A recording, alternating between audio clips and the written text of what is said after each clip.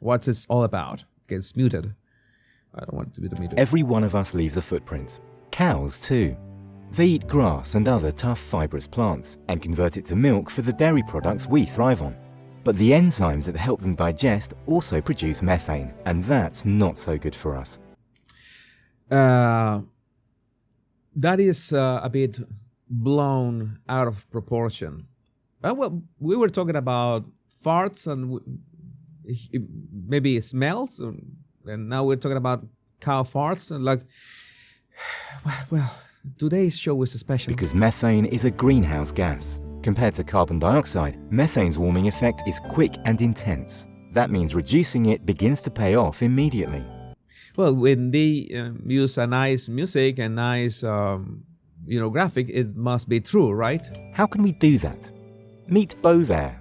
Just a quarter teaspoon added to their daily diet makes cows consistently emit about 30% less methane.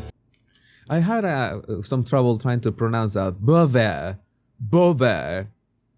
It takes effect instantly and is safe for consumers, for cows, and good for our planet. How do we know it's safe? There was out of the blue. All this is out of the blue. And the good thing is that the milk generated, the thing is Arla milk, Arla Dairy UK, shelves still full of Bovaer produced dairy, was Bovaer free dairy products from Graham's Dairy Milk have sold out in London. Yeah, because people don't want any kind of modification, because we don't know what is the effect on people in the long term. How much dairy do you consume on a regular basis? Now, usually when people consume dairy products, they consume that on a daily basis. Maybe you, I don't know, have breakfast with cereal or something like that, or you drink milk every day, or you give milk to your children. It's something that usually, when you drink milk, you drink it every day, or maybe you prepare your coffee. I sometimes forget I don't consume any dairy products. I know my diet is as clean as you can imagine, and I don't know. I removed dairy products from my diet a long time ago, so I'm trying to come up with examples. So we have zero way of knowing what would be the effect if you began drinking this modified milk after months or years. There's no way of knowing that. There's no studies on this. They're just focused on one thing. Oh, we need less methane from cow farts. Wait a second. I have a question. I mean, I'm curious about almost everything, but I don't really know what do they feed cows, right? And I have never known what they feed cows. And when I drank dairy products, I didn't care about what they feed cows.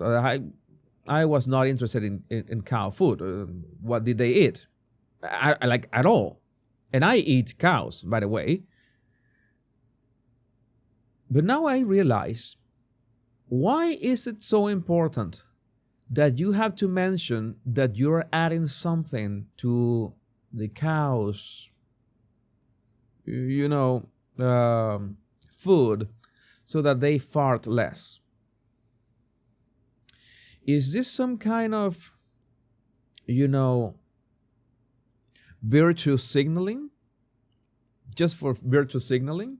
I don't think it's just for virtue signaling, because they are actually modifying the digestion of the cow in the sense to, generate less methane, if that is going to do anything, because it won't. The amount of methane from cow fart is negligible in terms of greenhouse gases. They just want to do this, yeah, you guess right, because of money. They how they say that just a half a teaspoon or something like that, it will help cows fart less. But that must come with a cost, right? You have to produce it. You have to produce the vulva or whatever it's called. Money. Who produces that? Well, I'm pretty sure that if we go down the rabbit hole, I'm pretty sure that we're going to find Bill Gates at the end of that thread. I'm pretty sure that we're going to find Bill Gates at the end of that thread. And in the end, it's a couple things. You don't know what effect it's going to have. First, in humans that consume that milk, and second, in the cows themselves. And you don't know what the effects it could have in the long term.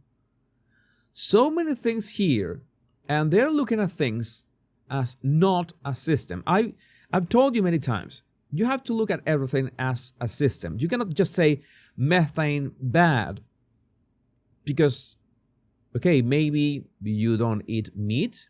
Okay, it's the same. For example, I don't eat pork. I don't eat pork products. I don't eat bacon. Some of you were amused that I say that bacon is haram. Bacon is haram in many ways. Or it's haram. I don't eat dairy products. I don't eat many things. So if you don't eat cows, then okay. It's like we agree on the things that we decide not to eat. I eat cows, you don't eat cows. Everybody decides something. But the idea is that we decide it. And we make a decision, and we make sure that the farms where our food is produced, well, they treat animals in a nice way. There's always a nice way and the wrong way. If it's the wrong way, then you make sure to boycott them no matter what you eat, okay? That's one thing. But I see that this overcomplication of what we eat for what purposes exactly? They want to put, remember that they wanted to put those shots in water and even directly in animals. So when we eat them, we're getting those shots. I wish I was making things up, because I know that there's one clip of Bill Gates at some point saying that, what if we put the vaccines in the food directly? Can we put the vaccines in the food directly? And I would say, how many times do we have to say that you should leave not only the children, but the women and the men, the cows? You should, I don't know, leave all of us alone. I mean, we could always improve the way that we create our food, and we could find more humane ways of grow our food. Again, if you are vegan, for example, for humane reasons, I want to judge you. I used to make fun of vegans, not anymore. And I also say that, well, they know how to do awesome recipes with just vegan ingredients, which is nice to have variety. But we are omnivores. We should be eating all this. But at the same time, we need to be very careful. What are the intentions of these companies that want to present themselves as saviors of climate change? They want to do something about that. The way to do something about that, because we need the cows, we need the dairy, we need their meat, we need their hooves. We basically use the whole cow for everything, for a number of things. We need to find a way not to modify the cows, because the cows have evolved to be perfect as they are. We should instead be investing in devices who catch, or they just remove the methane from the atmosphere.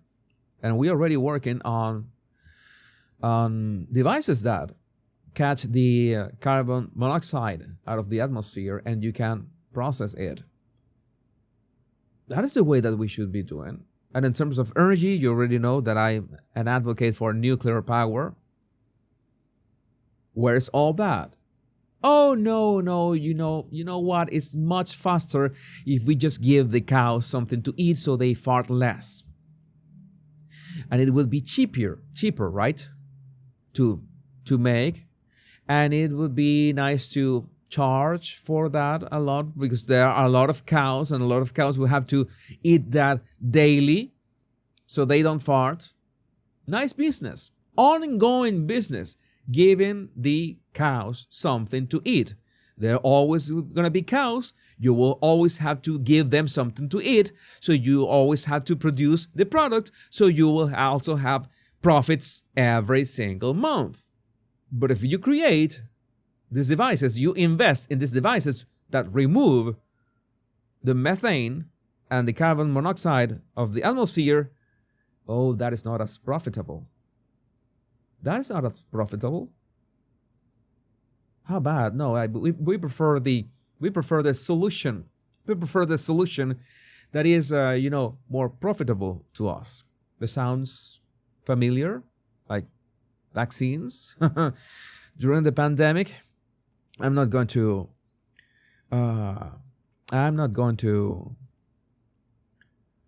elaborate more on this. Let me show your chat. We still have more topics for today. I'm paying the price for not having a show yesterday.